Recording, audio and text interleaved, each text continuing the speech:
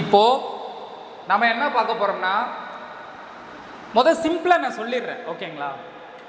ஒரு பத்திரம் எழுதி எஸ்ஆர்ஓ ஆஃபீஸில் போய் நம்ம பதிஞ்சிட்டு வர்ற வரைக்கும் எங்கே ஆரம்பித்து எங்கே முடிக்கணும் அப்படின்ற கன்ஃபியூஷன்ஸ் நிறைய பேருக்கு இருக்கும் இல்லையா? ஸோ இந்த ஸ்டெப்பை நீங்கள் வந்துட்டு ஃபாலோ பண்ணிக்கோங்க. பொதுவாக நீங்கள் என்ன பண்ணால் போதும், இந்த ஸ்டெப்பை நீங்கள் ஃபாலோ பண்ணிட்டா போதும். நான் ஃபஸ்ட்டு சிம்பிளாக சொல்கிறேன். எந்த வகையான பத்திரமாக இருந்தாலும் உங்கள் கிட்டக்க வந்துட்டு ஒரு கிளைண்ட் ஒரு பத்திரத்தை கொண்டாந்து கொடுக்குறாங்க, எனக்கு இந்த பத்திரத்தை பதிவு பண்ணி கொடுங்க அப்படின்னு சொல்கிறாங்கன்னா, நீங்கள் எங்கே ஆரம்பித்து எங்கே முடிக்கணும் அப்படின்றத ஸ்டெப் பை ஸ்டெப்பாக சொல்கிறேன். இதை தான் வந்துட்டு நீங்கள் எல்லா விதமான பத்திரத்துக்கும் ஃபாலோ பண்ண போகிறீங்க, ஓகேங்களா? ஸோ ஃபஸ்ட்டு என்ன தெரியணும் அப்படின்னா, டைட்டில் வந்துட்டு செக் பண்ண தெரியணும். இப்போ நம்ம சினாரியோவில் வந்துட்டு ஒரு பேச்சுக்காக நான் சொல்கிறேன், ஐயனார் வந்துட்டு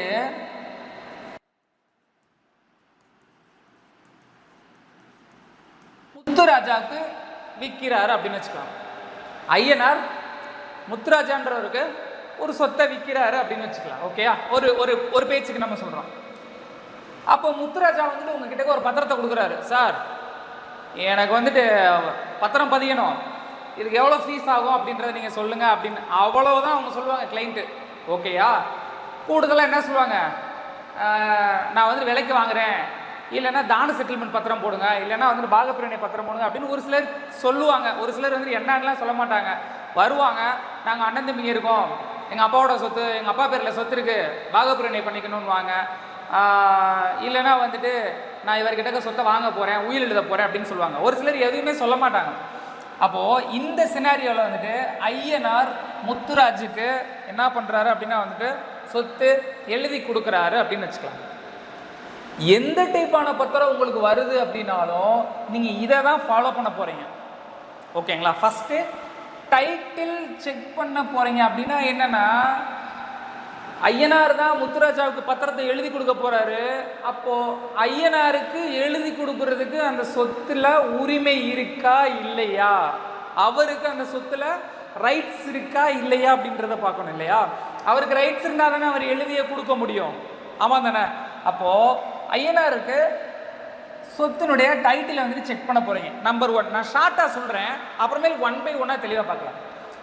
அண்ட் ரெண்டாவது நீங்கள் என்ன பண்ண போகிறீங்க அப்படின்னா, ஏற்கனவே உங்கள் கையில் எல்லாருமே ஒரு காப்பி நான் ஜெராக்ஸ் கொடுத்துருக்கலாம். ரெண்டாவது, இப்போ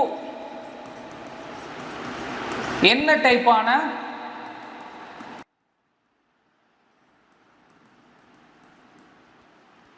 பத்திரம் போட போகிறாங்க அல்லது எழுத போகிறாங்க. ஐயனாருக்கு அந்த சொத்து எப்படி வந்துச்சு அப்படின்ற டைட்டில் டிசைட் பண்ண போறீங்க. ஐயனார் எழுதி கொடுக்கறதுக்கு ரைட்ஸ் இருக்கா, ஐயனாருக்கு அந்த சொத்துல உரிமை இருக்கா அப்படின்றத டிசைட் பண்ண போறீங்க. அதுக்கப்புறம் வந்துட்டு ஐயனார் இப்போ முத்துராஜாவுக்கு என்ன டைப்பான பத்திரம் எழுதி கொடுக்க போறாரு, கரைய பத்திரம் எழுதி கொடுக்க போறாரா, தான செட்டில்மெண்ட் எழுதி கொடுக்க போறாரா, உயில் எழுதி வைக்க போறாரா, இல்லை பாகப்பிரிவினை பண்ண போறாங்களா, இல்லை வந்துட்டு விடுதலை பண்ண போறாங்களா, இல்லைன்னா வந்துட்டு சேல் அக்ரிமெண்ட் பண்ண போறாங்களா, இல்லை அடமானம் பண்ண போறாங்களா அப்படின்றதெல்லாம் இருக்குல்ல. ஸோ இப்போ என்ன பத்திரம் எழுத போறீங்க அப்படின்றத நீங்க தெளிவாக கேட்க போறீங்க. நம்பர் 2, ஓகேங்களா? நம்பர் 3, அதுக்கு தேவையான சப்போர்ட்டிங் டாக்குமெண்ட்ஸ்லாம் என்னென்ன வேணும் அப்படின்றத உங்கள் கிளைண்ட் கிட்ட கேட்டு சொல்ல போறீங்க, ஓகேங்களா?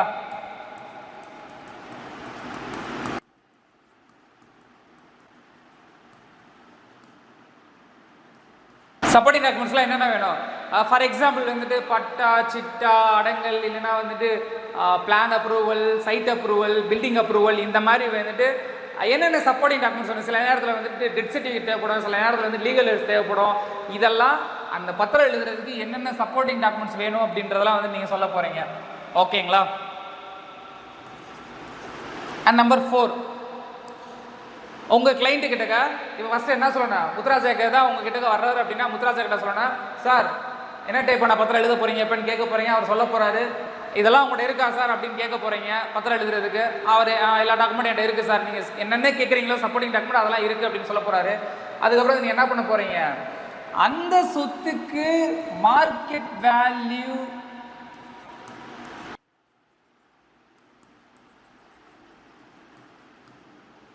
பார்த்துட்டு ஃபீஸ் என்ன அப்படின்றத நீங்கள் சொல்லணும். இப்போ அவர் வந்துட்டு ஒரு விவசாயம் எழுத போகிறாருன்னா அந்த விவசாய நிலத்துக்கு கவர்மெண்ட் வந்துட்டு என்ன கைட்லைன் வேல்யூ வச்சுருக்காங்க, மார்க்கெட் ப்ரைஸ் என்ன போயிட்டுருக்கு, ஸோ நம்ம மார்க்கெட் ப்ரைஸ்க்கு பத்திரம் எழுத போகிறோமா இல்லை கைட்லைன் வேல்யூக்கு பத்திரம் எழுத போகிறோமா அப்படின்றதெல்லாம் வச்சு இந்த பர்டிகுலர் பத்திரத்துக்கு எவ்வளவுக்கு வந்துட்டு ஸ்டாம்ப் பேப்பர் எவ்வளோக்கு வாங்கணும் அண்ட் எவ்வளோக்கு வந்துட்டு ரெஜிஸ்ட்ரேஷன் ஃபீஸ் கட்டணும், இது போக வந்துட்டு கம்ப்யூட்டர் ஃபீஸ் எவ்வளோ, சிடி ஃபீஸ் எவ்வளோ, உட்பிரிவு கட்டணம் இருக்கா இல்லையா, ஈசிக்கு எவ்வளோ, உங்களோட பத்திரம் எழுதுகிற உங்களோட சார்ஜ் எவ்வளோ அப்படின்றதெல்லாம் சேர்த்து இவ்வளவு தான் ஃபீஸ் வரும் அப்படின்னு யார்கிட்ட சொல்ல போகிறீங்கன்னா உங்கள் கிளைண்ட்டு முத்துராஜா கிட்ட சொல்ல போகிறீங்க. அவர் அதை பார்த்துட்டு உங்ககிட்ட கேட்ட மாதிரியே ஒரு 4 ரைட்டர்கிட்ட வந்துட்டு கேட்பார், 4-5 ரைட்டர்கிட்ட கேட்பார். அதில் யார் வந்துட்டு கம்மியாக சொல்கிறாங்களோ அவங்க கிட்ட வந்துட்டு பத்திரத்தை கொடுக்க போகிறாரு. ஓகேங்களா? அப்போது இது வரைக்கும் என்ன அப்படின்னா ஜஸ்ட்டு வந்துட்டு ஒரு ஓரலான கான்வர்சேஷன் தான் நடக்கும். இவர் ஓகே நீங்களே எழுதுங்க அப்படின்னு சொல்லிட்டாருன்னா இதுக்கப்புறம் நீங்கள் என்னென்ன பண்ண போகிறீங்க அப்படின்றத 1 by 1 வந்துட்டு நோட் பண்ணிக்கோங்க. ஸோ இதுக்கப்புறம் நீங்கள் என்ன பண்ண போகிறீங்க, அவர் உங்களே எழுத சொல்லிட்டார் அப்படின்னா பதிய போகிற இந்த பத்திரத்துக்கு என்ன வேணும், ஈசி போடணும். அப்போ உடனே என்ன பண்ண போகிறீங்க, ஈசி அப்ளை பண்ண போகிறீங்க. ஓகேங்களா? இது 5ஆவதா வந்துட்டு நீங்கள் பண்ண போகிறீங்க. ஓகே, அந்த 6ஆவதா என்ன பண்ண போகிறீங்க அப்படின்னா இவங்க 2 பேருக்கு இடையில அந்த சேல் கிரைய பத்திரம் இருக்குல்ல, அந்த கிரைய பத்திரத்தை வேர்டில் டைப் பண்ணி வச்சு அழகாக கரெக்ஷன் பார்த்து வைக்க போகிறீங்க. அப்போது பத்திரத்தை என்ன பண்ண போகிறீங்க, வேர்டில் டைப் பண்ணி வைக்கணும். ஓகேங்களா? இது 6ஆவது. 7ஆவது என்ன பண்ண போகிறீங்க அப்படின்னா டைப் பண்ண இதே பத்திரத்தை ரெஜிஸ்ட்ரேஷனுடைய அஃபீஷியல் வெப்சைட்டில் போய் என்ன பண்ண போகிறீங்கன்னா ஆன்லைனில் என்ட்ரி போட போகிறீங்க. டைப் பண்ணிச்சுக்க இதே பத்திரத்தினுடைய ஷார்ட் இன்ஃபர்மேஷன் தான், யார் வாங்குறா, யார் விற்கிறா, யார் 2 பேர் வந்துட்டு விட்னஸ் சாட்சி கையெழுத்து போடுறாங்க, எந்த சொத்து, அது என்ன டைப்பான சொத்து, எவ்வளோ இடம், இந்த மார்க்கெட் ப்ரைஸ் என்ன அப்படின்றது எல்லாமே வந்துட்டு என்ன பண்ண போகிறீங்க ஆன்லைனில் என்ட்ரி போட போகிறீங்க. இதுதான் வந்துட்டு உங்களுக்கு ஈஸியில் வந்துட்டு ரிஃப்ளெக்ட் ஆகும். ஓகேங்களா? அண்ட் இதை பண்ண போகிறீங்க. அடுத்து 8ஆவது என்ன பண்ண போகிறீங்க அப்படின்னா நீங்கள் இந்த சேலுக்காக உதாரணத்துக்கு 5000 ரூபா பத்திரம் 2 வந்துட்டு ஸ்டாம்ப் அண்ட் டார்கெட்டுக்கு இருந்து வாங்கியிருக்கீங்கன்னு வச்சுக்கலாம். அந்த 5000 ரூபா பத்திரம் 2ஐயும் நீங்கள் என்ன பண்ணணும்னா ஆன்லைனில் ஏற்றணும். நான் வந்துட்டு இந்த மாதிரி 2 பத்திரம் வாங்கியிருக்கேன், அது 5000 ரூபா பத்திரம் தான், அந்த பத்திரத்துடைய நம்பர் இதுதான், இதை தான் என்னுடைய சேலுக்காக நான் பதிவு பண்ண போகிறேன், கொண்டு வர போகிறேன் அப்படின்றத நீங்கள் சொல்லணும். அப்போது நீங்கள் வாங்கியிருக்க ஸ்டாம்ப் பேப்பர் இருக்குல்ல, ஸ்டாம்ப் வெண்டார்கிட்ட போய் இந்த பதிவுக்குன்னு சொல்லிட்டு பத்திரம் வாங்குவீங்களா எம்டியா, அந்த பத்திரத்தில் தானே நீங்கள் எழுதியிருக்க இந்த டைப் பண்ணி வச்சுருக்க கண்டென்ட்டை பிரிண்ட் போடுவீங்க. இந்த பத்திரத்தை நீங்கள் வந்துட்டு என்ன பண்ணணும் ஆன்லைனில் அப்லோட் பண்ணணும். 100 ரூபா பத்திரம் வாங்கியிருக்கீங்களா, 200 ரூபா பத்திரம் வாங்கியிருக்கீங்களா, 500 ரூபா பத்திரம் வாங்கியிருக்கலாம், 1000 ரூபா பத்திரம் வாங்கியிருக்கலாம், எந்த பத்திரம் வாங்கியிருக்கீங்க, எத்தனை பத்திரம் வாங்கியிருக்கீங்க, அதோட நம்பர் என்ன அப்படின்றது எல்லாத்தையும் வந்துட்டு ஆன்லைனில் என்ட்ரி போடணும். இது வந்துட்டு என்னது 8ஆவது. ஓகேங்களா? அதுக்கப்புறம் 9ஆவது டோக்கன் போட போறீங்க.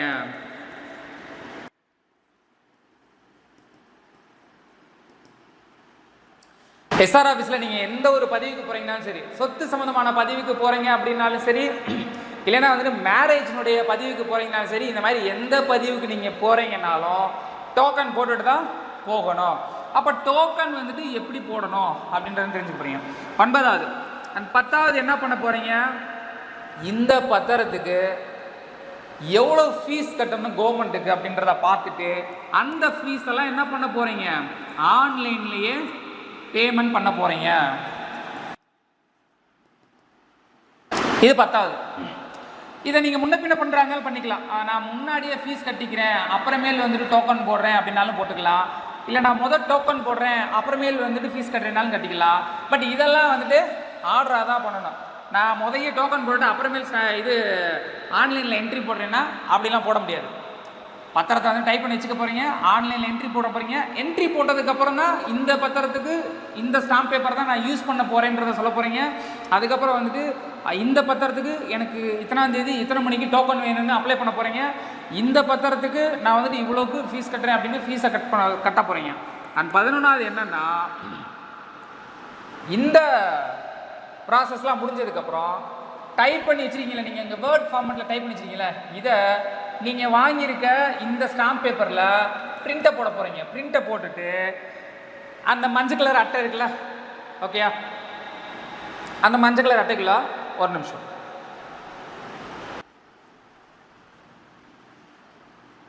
ஓகே, வேர்டில் நீங்கள் டைப் பண்ணி வச்சுருக்க இந்த பத்திரத்தை ஸ்டாம்ப் வெண்டார்கிட்ட இருந்து வாங்கின அந்த ஸ்டாம்ப் பேப்பரில் பிரிண்ட்டை போட்டுட்டு நீங்கள் என்ன பண்ண போகிறீங்க, இந்த மஞ்சள் கலர் அட்டைக்குள்ள உங்களோட பத்திரத்தை ஃபஸ்ட்டு வைக்க போகிறீங்க. வச்சதுக்கப்புறம் இந்த பத்திரத்துக்கு பின்னாடி என்னென்ன சப்போர்ட்டிங் டாக்குமெண்ட்ஸ்லாம் அனெக்ஸ் பண்ணணுமோ அதெல்லாம் வந்துட்டு அனெக்ஸ் பண்ண போகிறீங்க. ஸோ அப்போ என்ன பண்ண போகிறீங்க, பிரிண்ட் பண்ண போகிறீங்க பத்திரத்தை, அண்ட் தேவையான அனெக்ஸ்லாம் வைக்க போகிறீங்க. ஓகேயா, அண்ட் ஃபைனலாக என்ன பண்ண போகிறீங்கன்னா எஸ்ஆர்ஓ இந்த பத்திரத்தை எடுத்துகிட்டு போய் எஸ்ஆர்ஓனா சப் ரிஜிஸ்டர் ஆஃபீஸ் சார்பு அலுவலகத்தில் ப்ரெசென்ட் பண்ண போகிறீங்க.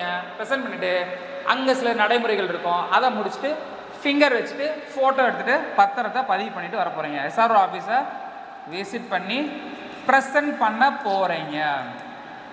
அப்போ எந்த டைப்பான பத்திரமா இருந்தாலும் இந்த 12 விஷயந்தான். உங்ககிட்ட ஒருத்தவர் வந்துட்டு, சார் உயில் எழுதுணும் சார், என் பேரனுக்கு மயங்கள்லாம் ஒருத்தனுக்கு சொன்னபடி கேட்க மாட்டுறாங்க, என் சொத்தை வந்துட்டு நான் உயில் எழுதணும், என் பேரங்களுக்கு எழுதுணும் சார் அப்படின்னு கொண்டாந்து கொடுக்குறாருன்னா ஃபஸ்ட் என்ன பண்ண போகிறீங்க, யார் வர்றாரோ அவருக்கு உயில் எழுதுறதுக்கு அந்த சொத்துல ரைட்ஸ் இருக்கா இல்லையா, அந்த சொத்து அவருக்கு எப்படி வந்துச்சு அப்படின்றத பார்க்க போகிறீங்க. டைட்டிலை செக் பண்ண போகிறீங்க.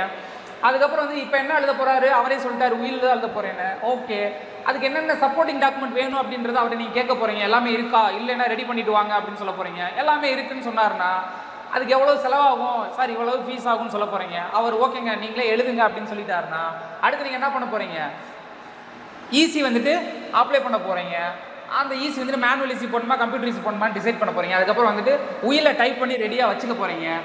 டைப் பண்ண அந்த உயிலுடைய ஷார்ட் இன்ஃபர்மேஷனை ஆன்லைனில் என்ட்ரி போட போகிறீங்க. அதுக்கப்புறம் இந்த உயிலை பதிகிறதுக்காண்டி இந்த மாதிரி வந்துட்டு எம்டியாக வந்துட்டு பத்திரத்தை வந்துட்டு ஸ்டாம்ப் வெண்டார்கிட்ட இருந்து வாங்க போகிறீங்க. நீங்கள் எந்த பத்திரத்தை வாங்கினீங்களோ, நான் இந்த பத்திரத்தை வாங்கியிருக்கேன், இதோட நம்பர் இதுதான், இதோட பத்திரம் வந்துட்டு 1000 ரூபாயோ 500 ரூபாயோ அப்படின்றத வந்துட்டு ஆன்லைனில் அப்லோட் பண்ணி இன்ஃபார்ம் பண்ண போகிறீங்க. அதுக்கப்புறம் வந்துட்டு இந்த உயிலை பதிவு பண்ணுறதுக்கு டோக்கன் போட போகிறீங்க. உயில் பதிவு பண்ணுறதுக்கான ஃபீஸ் என்னவோ அதை ஆன்லைனில் கட்ட போகிறீங்க. அதுக்கப்புறம் வந்துட்டு டைப் பண்ணி வச்சுருக்க அதையும் அந்த கண்டென்ட்டை நீங்கள் வாங்கிட்டு வந்த இந்த எம்டி பத்திரத்தில் பிரிண்ட்டை போட போகிறீங்க. பிரிண்ட்டை போட்டுட்டு எஸ்ஆர்ஓ ஆஃபீஸ் போக போகிறீங்க, ப்ரெசென்ட் பண்ண போகிறீங்க, பதிவு பண்ணிவிட்டு வர போகிறீங்க. இவ்வளோதான். அது ஒருத்தர் வராரு, என் பையனுக்கு நான் செட்டில்மெண்ட் பண்ண போகிறேன் அப்படின்னா செட்டில்மெண்ட் பண்ணுறதுக்கு அந்த சொத்து எப்படி இருந்துச்சுன்னு பார்க்க போகிறீங்க. இப்போ இந்த செட்டில்மெண்ட்னு சொல்லிட்டாரு, சப்போர்ட்டிங் டாக்குமெண்ட் என்னன்னு கேட்க போகிறீங்க. ஃபீஸ் இவ்வளோ தான் வரும், இவ்வளோக்கு பத்திர செலவு வரும், இவ்வளோக்கு ரெஜிஸ்ட்ரேஷன் ஃபீஸ் வரும், எல்லா ஃபீஸையும் இவ்வளோன்னு சொல்ல போகிறீங்க. அவர் ஓகேன்ட்டாருன்னா அதுக்கப்புறம் அந்த பதிவுக்கு தேவையான ஈஸியை அப்ளை பண்ண போகிறீங்க. பத்திரத்தை டைப் பண்ணி ரெடியாக வைக்க போகிறீங்க. ஆன்லைனில் வந்துட்டு அதே இன்ஃபர்மேஷனை என்ட்ரி போட போகிறீங்க. ஸ்டாம்ப் பேப்பர் வாங்கி இந்த ஸ்டாம்ப் பேப்பர் தான் நான் இந்த பதிவுக்காக வாங்கியிருக்கேன்னா அதை ஆன்லைனில் அப்லோட் பண்ண போகிறீங்க. டோக்கன் போட போகிறீங்க, ஃபீஸ் கட்ட போகிறீங்க. பத்திரத்தோட கண்டென்ட்டை நீங்கள் கரெக்ஷன் பண்ணி வச்சுருக்க கண்டென்ட்டை பத்திரத்தில் பிரிண்ட் போட்டுட்டு தேவையான சப்போர்ட்டிங் டாக்குமெண்ட்லாம் அனெக்ஸ் பண்ண போகிறீங்க. எஸ்ஆர்ஓ ஆஃபீஸில் ப்ரெசென்ட் பண்ண போகிறீங்க, பதிவு பண்ண போகிறீங்க. எல்லா பத்திரத்துக்கும் இதுதான்.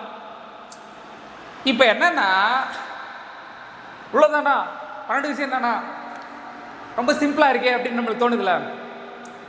உண்மையாகவே ரொம்ப சிம்பிள் தாங்க. இதில் காம்ப்ளிகேட்டட் அப்படின்லாம் ஒன்றும் கிடையாது, பெரிய ராக்கெட் சயின்ஸ் அப்படின்றதெல்லாம் ஒன்றும் கிடையாது. ஆனால் என்னென்னா உங்களுக்கு சில நாலேஜ் வந்துட்டு இதெல்லாம் கரெக்டாக நீங்கள் பண்ணணும்னா சில நாலேஜ் வேணும். நம்பர் 1, டைட்டிலை நீங்கள் செக் பண்ணணும் அப்படின்னா உங்களுக்கு எதை பற்றி பேசிக்காக ஒரு நாலேஜ் இருக்கணும் அப்படின்னா இதை நீங்கள் கரெக்டாக செக் பண்ணணும்னாலே உங்களுக்கு லேண்டோட ஹிஸ்ட்ரி தெரியணும். என்ன தெரியணும்? லேண்டோட ஹிஸ்ட்ரி வந்துட்டு உங்களுக்கு தெரியணும். ஆரம்ப காலகட்டத்தில் நிலம் எல்லாமே, அதாவது லேண்ட் எல்லாமே யாருக்கிட்ட இருந்தது? மன்னரோட கையில் இருந்தது. அதுக்கப்புறம் வந்துட்டு வெள்ளைக்காரர்கள் வந்தாங்க, அவங்களோட கண்ட்ரோலில் இருந்தது. அதுக்கப்புறம் ஒரு தனி மனிதனுக்கு எப்படி லேண்ட் வந்தது, பிஃபோர் சுதந்திரத்துக்கு முன்னாடி வந்துட்டு லேண்டுடைய ரெவன்யூ சிஸ்டம் எப்படி இருந்தது, இப்போ லேண்டுடைய ரெவன்யூ சிஸ்டம் வந்துட்டு எப்படி இருக்கு, எதை நம்ம ஃபாலோ பண்ணிட்டு இருக்கோம் அப்படின்ற அந்த லேண்டோட ஹிஸ்டரி தெரியணும். அதுக்கப்புறம் வந்துட்டு பட்டா என்ன, இந்த பட்டாவில் நிறைய டைப்பான பட்டா இருக்கு, ஓகேங்களா. ஸோ அந்த பட்டாவினுடைய வகைகள்லாம் தெரியணும். ஒப்படை பட்டா அப்படின்னா என்ன, அனுமந்த பட்டா அப்படின்னா என்ன, 2C பட்டா அப்படின்னா என்ன, பேச்சுலக்குள்ள 2C பட்டான்னு சொல்லுவோம்ல அந்த பட்டா அப்படின்னா என்ன, மரப்பட்டா அப்படின்னா என்ன, யூடிஆர் நத்தம் பட்டா பிளா பிளா பிளான்னு பட்டாவை பற்றி எல்லாமே வந்துட்டு உங்களுக்கு தெரியணும். அதுக்கப்புறம் வந்துட்டு உங்களுக்கு பேசிக்காக என்ன தெரியணும், சர்வே நம்பர்னா என்ன, ஓகேயா. சர்வே நம்பர்னா என்ன, சப்டிவிஷன் நம்பர்னா என்ன, ஓகேங்களா. உட்பிரிவுன்னு சொல்லுவோம்ல. சர்வே நம்பருக்கு முன்னாடி பழைய காலத்தில் என்ன இருந்துச்சு அப்படின்னா வந்துட்டு பைமாஸ் நம்பர் அப்படின்னு இருந்துச்சு. அப்போ பைமாஸ் நம்பர்னா உங்களுக்கு என்னன்னு தெரியணும். கிராமத்து சைடு ரூரல் சைடு நீங்கள் போகிறீங்கன்னா சர்வே நம்பர் அப்படின்னு வரும். டவுனுக்குள்ளே நீங்கள் வர்றீங்க அப்படின்னா உங்களுக்கு என்ன வரும் அப்படின்னா வந்து டிஎஸ் நம்பர், டவுன் சர்வே நம்பர்னு வரும். அப்போ சர்வே நம்பர்னா என்ன, டவுன் சர்வே நம்பர்னா என்னன்னு வரும். ரூரல் ஏரியாவுக்கு நீங்கள் போகிறீங்கன்னா பட்டா அப்படின்னு வரும். சிட்டிக்குள்ளே நீங்கள் வர்றீங்கன்னா டிஎஸ்எல்ஆர் அப்படின்னு வரும், டவுன் சர்வே லேண்ட் ரிஜிஸ்டர். அப்போ அதை பற்றி உங்களுக்கு ஒரு ஐடியா இருக்கணும். சிட்டானா என்ன அப்படின்னு இருக்கணும். அதுக்கப்புறம் வந்துட்டு அடங்கல் அப்படின்னா என்ன அப்படின்றதெல்லாம் இவ்வளோ லேண்ட் ஹிஸ்ட்ரி உங்களுக்கு தெரிஞ்சிருக்கணுங்க. தெரிஞ்சிருந்தால் தான் நீங்கள் என்ன பண்ண முடியும், இதை பற்றி ஒரு ஐடியா எடுக்க முடியும். அப்போ இது மட்டும் தெரிஞ்சால் போதுமா, அடங்கல்னா என்ன அப்படின்றது தெரியணும். இந்தியாவில் 3 சிஸ்டம் லேண்டு சம்மந்தமாக வந்து இந்தியாவில் 3 சிஸ்டம் தான் வந்துட்டு மெயினாக இருந்தது.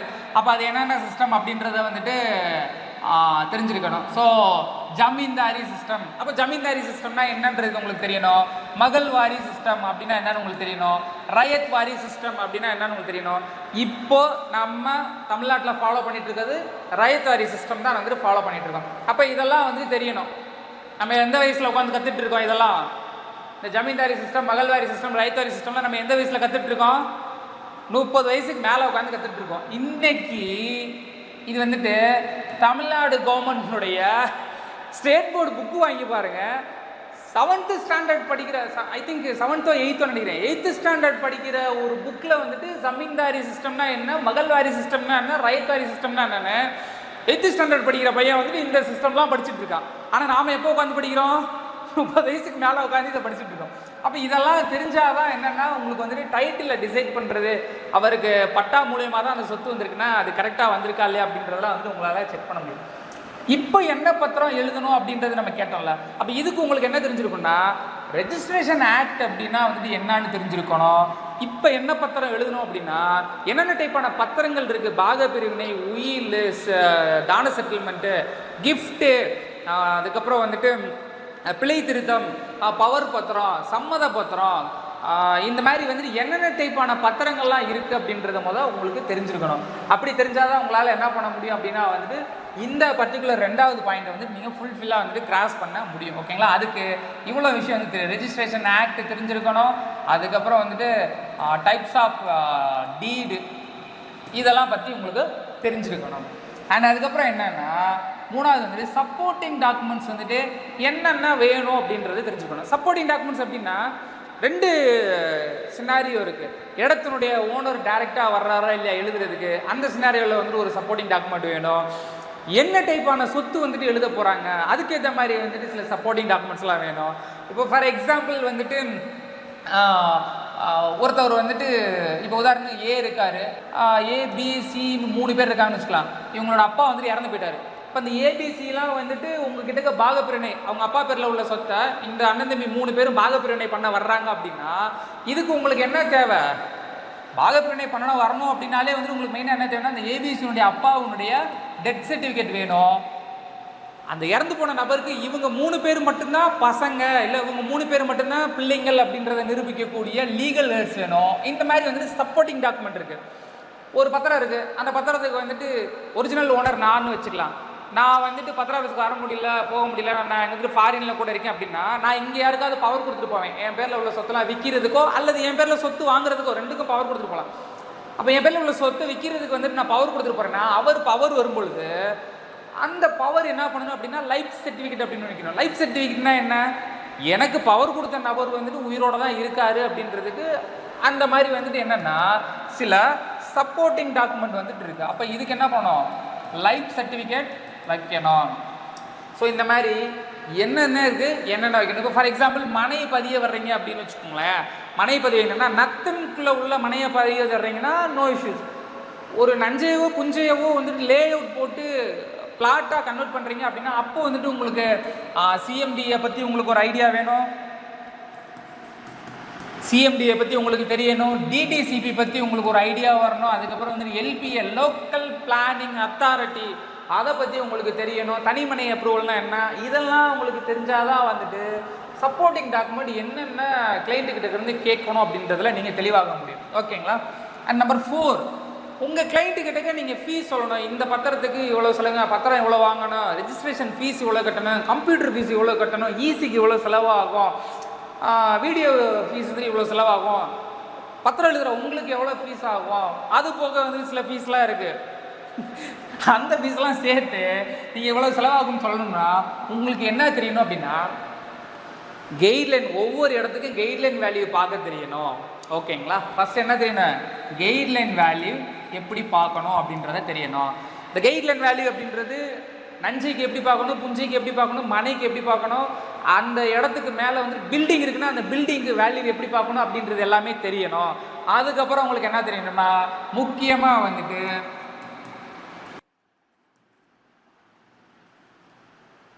எவ்வளோவுக்கு பத்திரம் வாங்கணும், ஸ்டாம்ப் டியூட்டி எவ்வளோவுக்கு பண்ணணும், ரெஜிஸ்ட்ரேஷன் ஃபீஸ் எவ்வளோவுக்கு பண்ணணும் அப்படின்ற கட்டணங்கள் குறித்த தெளிவான ஒரு ஒரு ஐடியா வந்து உங்களுக்கு வேணும். அதுக்கு உங்களுக்கு என்ன தெரியணும்? ஸோ முத்திரை தீர்வை சட்டம் குறித்து உங்களுக்கு ஓரளவு வந்துட்டு ஐடியா இருக்கணும். கிரைய பத்திரம்னா வந்துட்டு எவ்வளோ பர்சன்டேஜுக்கு பத்திரம் வாங்கணும், எவ்வளோ பர்சன்டேஜுக்கு ஃபீஸ் கட்டணும், உயில்னா என்ன, இது எல்லாத்துக்குமே வந்துட்டு ஃபீஸோட டீட்டெயில்ஸ் என்ன, அதுக்கு உங்களுக்கு முத்திரை தீர்வை சட்டம் பற்றி தெரிஞ்சிருக்கணும். ஓகேங்களா? தென் அதுக்கப்புறம் வந்துட்டு ஈஸியாக அப்ளை பண்ணணும். இப்போ இதுக்கு உங்களுக்கு என்ன தெரியணும்? ஈஸினா என்ன அப்படின்றது தெரியணும். டைப்ஸ் ஆஃப் ஈஸி, என்னென்ன டைப்பான ஈஸி இருக்குது, மேனுவல் ஈஸினா என்ன, கம்ப்யூட்டர் ஈஸினா என்ன, எஸ்ஆர்ஓ ஈஸினா என்ன, மேனுவல் ஈஸி வந்துட்டு எப்படி அப்ளை பண்ணணும், அதுக்கு ஃபீஸ் வந்துட்டு ஒவ்வொரு வருஷத்துக்கும் எப்படி கால்குலேட் பண்ணி கட்டணும், அண்ட் அதுக்கப்புறம் வந்துட்டு கம்ப்யூட்டர் ஈஸி எப்படி அப்ளை பண்ணணும், பிளா பிளான்னு இதை பற்றிலாம் வந்து உங்களுக்கு ஒரு கிளியர் ஐடியா இருக்கணும். அதுக்கப்புறம் வந்துட்டு பத்திரத்தை டைப் பண்ண போகிறீங்க. அப்போது ரெஜிஸ்ட்ரேஷன் ஆக்டில் ஒரு பத்திரத்தை நீங்கள் எப்படி எழுதணும் அப்படின்றத சொல்லியிருக்காங்க. என்னென்ன கண்டென்ட் இருக்கணும், என்ன ஃபார்மெட்டில் எழுதணும். ஃபார் எக்ஸாம்பிள் ஒரு பார்ட்டிஸை பற்றி, பார்ட்டி எந்த பார்ட்டி பிட்வீன் முத்துராஜாவுக்கு அய்யனாருக்குன்னா அப்போ அய்யனாரோட இன்ஃபர்மேஷன் நீங்கள் எப்படி சொல்லணும், முத்துராஜோட இன்ஃபர்மேஷன் எப்படி சொல்லணும், ப்ராப்பர்ட்டினுடைய டிஸ்கிரிப்ஷன் வந்துட்டு நீங்கள் எப்படி சொல்லணும், இந்த சொத்து தான் அப்படின்றத நீங்கள் எப்படி வந்துட்டு தெளிவாக சொல்லணும். ஒரு பத்திரம் இப்போ கிரைய பத்திரம் இருக்குது அப்படின்னா வந்துட்டு இந்த பர்டிகுலர் கிரைய பத்திரத்தில் வந்துட்டு பார்ட்டிஸ் 2 பேரையும் வந்துட்டு எப்படி சொல்லணும், இவங்க 2 பேருக்கும் பிட்வீனில் வந்துட்டு என்ன ரீசனுக்காக இந்த சேல் வந்துட்டு பண்ணுறாங்க, அண்ட் ப்ராப்பர்ட்டினுடைய டிஸ்கிரிப்ஷன் எப்படி சொல்லணும் அப்படின்றது எல்லாமே வந்து உங்களுக்கு தெரிஞ்சால் தான் அந்த பத்திரத்தை வந்து நீங்கள் எழுத முடியும். அண்ட் அதுக்கப்புறம் வந்துட்டு ஆன்லைன் என்ட்ரியில் உங்களுக்கு டிஎன் ரெஜினேட்டினுடைய ப்ராக்டிக்கல் நாலேஜ் இருக்கணும். தியரி நாலேஜ் கிடையாது, டிஎன் ரெஜினேட்டினுடைய ப்ராக்டிக்கல் நாலேஜ். எழுதின இந்த பத்திரத்தை வந்துட்டு ஆன்லைனில் எப்படி என்ட்ரி போடணும் அப்படின்ற அந்த நாலேஜ் வந்துட்டு உங்களுக்கு வேணும். ஓகேங்களா? இதுதான் எதில் ரிஃப்ளெக்ட் ஆக போகுதுன்னா ஈஸியில் வந்துட்டு ரிஃப்ளெக்ட் ஆக போகுது. அப்போ இந்த நாலேஜ் உங்களுக்கு ப்ராக்டிக்கல் நாலேஜ் வேணும். ஓகேங்களா? அண்ட் அடுத்து என்ன வேணும்னா ஸ்டாம்ப் பேப்பரை எப்படி ஆன்லைனில் ஏற்றணும் அப்படின்ற நாலேஜ் வேணும், டோக்கன் எப்படி எடுக்கணும் அப்படின்ற ப்ராக்டிக்கல் நாலேஜ் வேணும், அதுக்கப்புறம் வந்துட்டு ஃபீஸ் வந்துட்டு எப்படி ஆன்லைனில் பே பண்ணணும் அப்படின்ற நாலேஜ் வேணும், அதுக்கப்புறம் பிரிண்ட் வச்சுட்டு அனெக்ஸ் எந்தெந்த சினாரியோவில் என்னென்ன அனெக்ஸு பின்னாடி வைக்கணும் அப்படின்றது எல்லாமே இவ்வளோ நாலேஜ் உங்களுக்கு கிடச்சிருச்சு அப்படின்னாலே வந்துட்டு இதுக்கப்புறம் உள்ளதெல்லாம் ஒன்றும் பிரச்சனை இல்லை. இந்த சினாரியோவில் வந்துட்டு என்னென்ன வைக்கணும் அப்படின்றது உங்களுக்கு ஆட்டோமேட்டிக்காக வந்து தெரிய ஆரம்பிச்சிடும். தென் ஃபைனலாக என்ன அப்படின்னா வந்துட்டு எஸ்ஆர்ஓவினுடைய நடைமுறைகள், அது ஒன்றும் பெருசாக கிடையாது. இது எல்லாத்தையுமே நீங்கள் ப்ராப்பராக பண்ணிட்டீங்க அப்படின்னா எஸ்ஆர்ஓ நடைமுறைகள் என்ன அப்படின்றத பார்த்துக்கலாம். அப்போ இவ்வளோ விஷயம் உங்களுக்கு தெரிஞ்சுனா தான் ஒரு பத்திரத்தை எழுதி நீங்களே பதிவு பண்ணிவிட்டு வர முடியும். இதில் ஏதாவது உங்களுக்கு கொஸ்டின் இருந்துச்சுன்னா